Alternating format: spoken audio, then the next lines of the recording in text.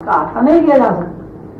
جن صفات کو اللہ نے علم الہیہ کہا ہے، یہ صفات وہ لمحہ ہے جس لمحے کے اندر اللہ کا ارادہ جاری ہے. اس بات کو مختصر الفاظ میں اس طرح کہا جائے گا کہ اللہ کا ارادہ ہی زمان مسلسل ہے، یعنی اللہ کا ارادہ زمان ہے، اور اللہ کے ارادے کے تحت جب ارادے میں خد و خال بنے، یہ سب مکانیت ہے. انبیاء علیہ السلام کی طرز تعلیم میں یہ بات نظر آتی ہے اور منکشف ہوتی ہے کہ اللہ نے حکم کا تعارف کرایا ہے. انبیاء کرام نے اپنی تعلیم میں یہ زور دیا ہے کہ اس ذات کو سمجھنے کی کوشش کی جائے جس ذات کے امر سے کائنات وجود میں آئی. اس لیے کہ جب تک ذات مطلق کو نہیں سمجھا جائے گا، ذات مطلق کے امر یا حکم کو سمجھنا ممکن نہیں ہے. کچھ لوگ اس بات پر مختلف ہیں، ان کا کہنا یہ ہے کہ امر کو سمجھنا یا اللہ کی ذات مطلق کے ارادے کو سمجھنا کس طرح ممکن ہے. اس لیے کہ امر جب تک خود کسی انسان کا ادراک نہ بنے، امر کا سمجھنا ممکن نہیں ہے.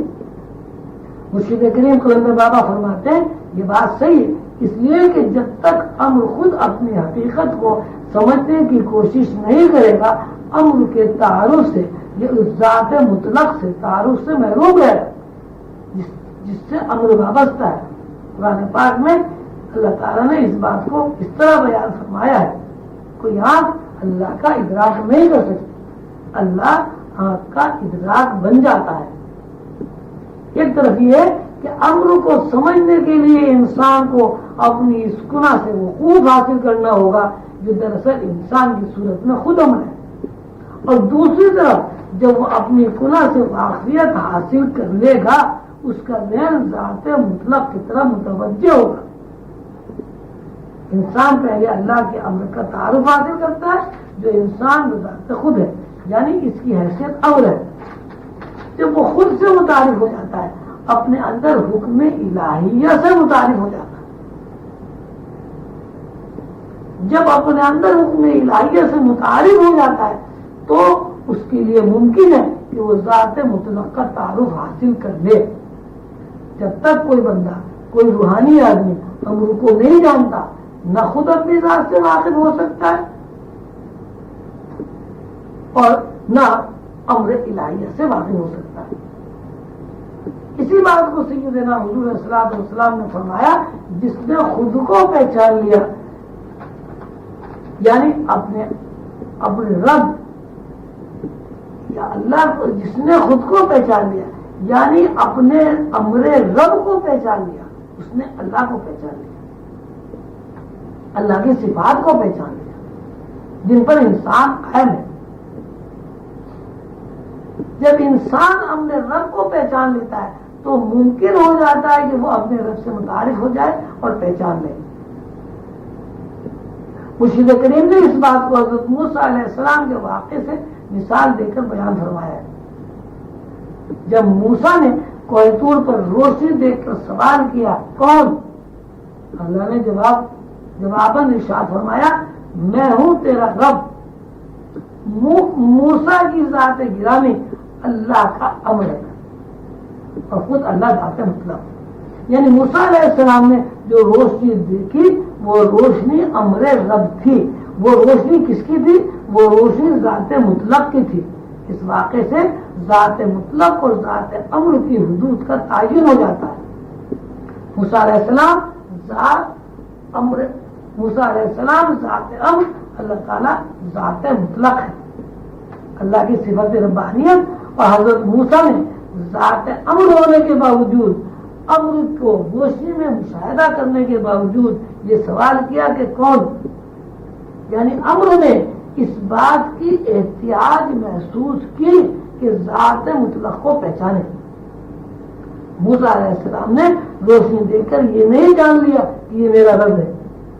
موسیٰ علیہ السلام نے اس بات کی احتیاج کی کہ روشنی امر سے اپنا تعارف کرائے. یہاں چار باتیں زیر بحث آتی ہیں. ایک ذات مطلق کی صفت ربانیت، اور دوسرے موسیٰ علیہ السلام کی ربوبیت یا تخلیق ہونے کا وصف، ایک طرف ذات مطلق اور اس کی صفات، دوسری طرف ذات امر اور اس کی احتیاج، یعنی ایک طرف بحیثیت ذات مطلق اور دوسری طرف موسیٰ یہ بندہ بحیثیت بندہ، تیسری طرف ذات مطلق اور اس کی صفات، یعنی وہ تمام صفات جو ربانیت کا احاطہ کرتی ہیں، چوتھی طرف موسیٰ بحیثیت ذات امر اور ذی احتیاج، مطلب یہ ہے کہ امر ذات مطلق کا محتاج ہے، امر ذات مطلق کا محتاج ہے اور ذات مطلق کسی کی محتاج نہیں ہے۔ یہی وہ چار باتیں ہیں جن پر علوم نبوت کا دار و مدار ہے۔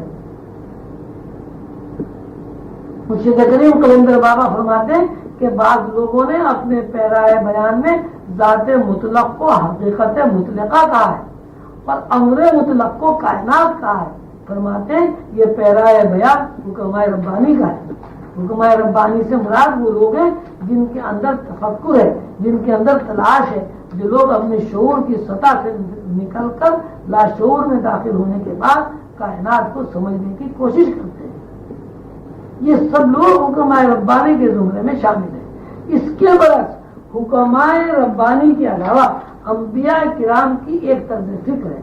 حکماء اور انبیاء میں فرق یہ ہے کہ انبیاء ان میں حضوری سے کسی چیز کی کنہ تک پہنچنے کی کوشش کرتے ہیں اور حکمائے ربانی کی طرز تلاش یہ ہے کہ وہ پہلے ظاہر کو دیکھتے ہیں، پھر ظاہر جس پر باطن قائم ہے اس کو تلاش کرتے ہیں اور اس تلاش سے کسی نتیجے پر پہنچتے ہیں۔ لیکن ہم دیکھتے ہیں کہ کائنات میں بے شمار لامحدود چیزیں ایسی ہیں جو ظاہر نہیں ہیں۔ آج کے سائنسی دور میں ایسی چیزوں کا انکشاف ہوا اور ہو رہا ہے جو چیزیں آنکھوں سے نہیں دیکھی جا سکتی، جس کو آنکھ نہیں دیکھ سکتی، جس طرح وائرس ہوا یہ ہے، اور جس کو آنکھ نہیں دیکھ سکتی جیسے وائرس، ہوا ہے اور بے شمار گیسیں ہیں جو نظر نہیں آتی۔ جب ظاہر کے اندر تفکر کرتے ہیں یعنی حکمائے ظاہر میں تلاش کرتے ہیں، اس وقت کسی نہ کسی حد تک انکشاف ہوتا ہے، لیکن کئی چیزیں نظروں کے سامنے نہیں آتی۔ جن چیزوں کی علامتیں خارج میں نہیں دیکھتے ان کو نظر انداز کر دیتے ہیں۔ ان کے اس عمل سے کائنات کے اندر مخفی حقائق جو ہیں وہ زیادہ تر انجانے رہ جاتے ہیں۔ حکمائے ربانی کے برعکس انبیاء کا رویہ حقیقت پر مبنی ہے۔ انبیاء کے رویے میں یہ نقص نہیں ہے، اس لیے کہ وہ ظاہر سے باطن کو تلاش نہیں کرتے بلکہ باطن سے ظاہر کو تلاش کرتے ہیں، یعنی وہ ذات مطلق کے ذریعے امر مطلق کو تلاش کرتے ہیں۔ اس طرح ان کی فکر ایسے اجزاء کو پا لیتی ہے جو مظاہر کے پابند نہیں ہے۔ انبیاء مظاہر کو نظر انداز نہیں کرتے، تاہم وہ مظاہر کو اصل قرار دے کر صرف مظاہر کی روشنی میں گم نہیں ہو جاتے، وہ مظاہر کو بھی اتنی اہمیت دیتے ہیں جتنی مظاہر کی اصلوں کو۔ انبیاء کی طرز فکر یہ ہے کہ وہ مظاہر کو اصل قرار نہیں دیتے، باطن کو اصل قرار دیتے ہیں۔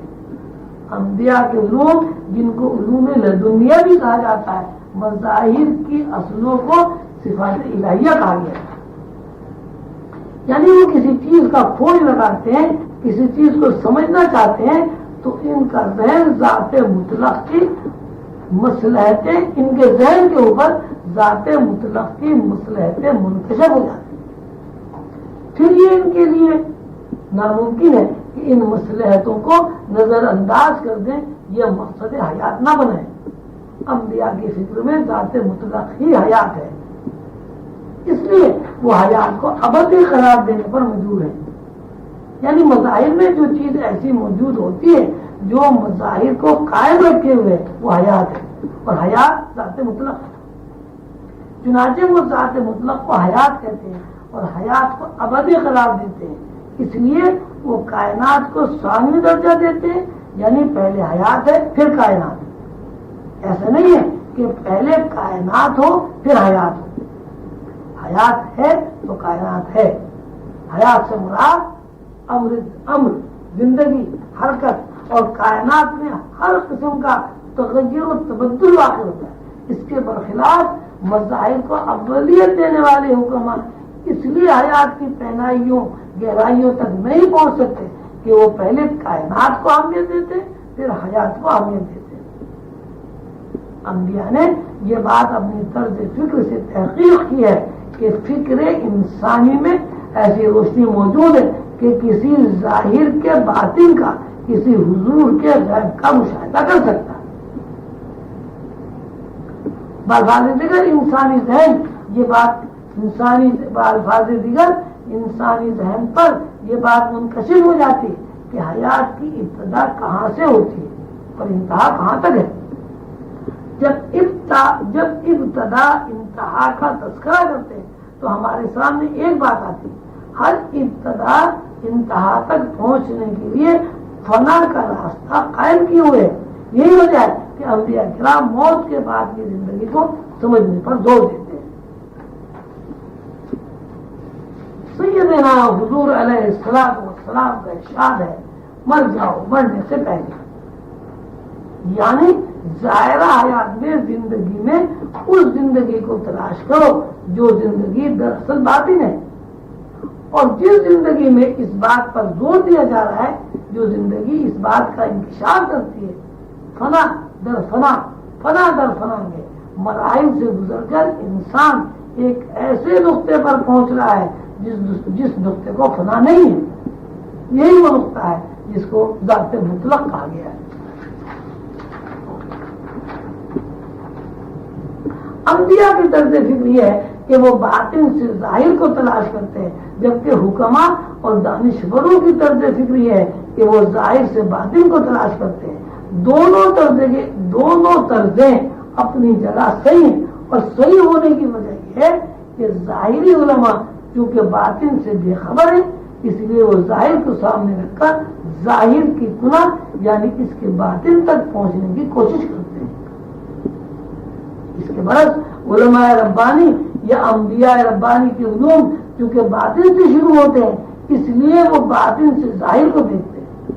باطن چونکہ اصل ہے، اس لیے علماء ربانی کی طرز فکر صحیح ہے، اس میں غلطی کا امکان نہیں ہے۔ اس کے برعکس حکماء جو ظاہر سے باطن کو تلاش کرتے ہیں، اس میں نقص ہے۔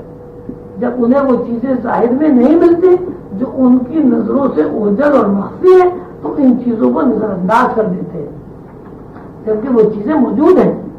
یہ ضروری نہیں ہے کہ جو چیز آنکھوں کے سامنے موجود نہ ہو اس کا کوئی وجود نہ ہو۔ حکماء ربانی کی غلط طرز فکر سے کائنات کی ساخت میں بہت سارے حقائق مخفی رہ جاتے ہیں، جبکہ انبیاء کی طرز فکر رویہ اور تلاش اور انبیاء کے علم میں یہ نقص نہیں ہے۔ جب وہ کائنات کی حقیقت کو سمجھنا چاہتے ہیں تو پہلے اس ہستی کا ادراک کرتے ہیں جس ہستی نے کائنات کو تخلیق کیا، یعنی انبیاء ربانی اور علماء ربانی ذات مطلق کے ذریعے امر مطلق کو تلاش کرتے ہیں۔